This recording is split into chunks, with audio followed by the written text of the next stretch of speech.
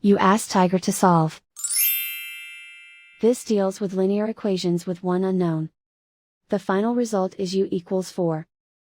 Let's solve it step by step. Simplify the expression. Expand the parentheses. Multiply the coefficients. Simplify the arithmetic. Group all constants on the right side of the equation. Add 18 to both sides. Simplify the arithmetic.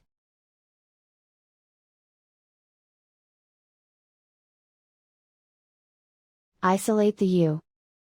Divide both sides by 9.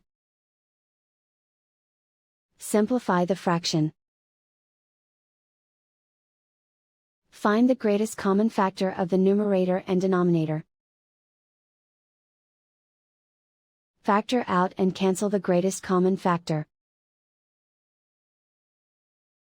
And so the final result is u equals 4.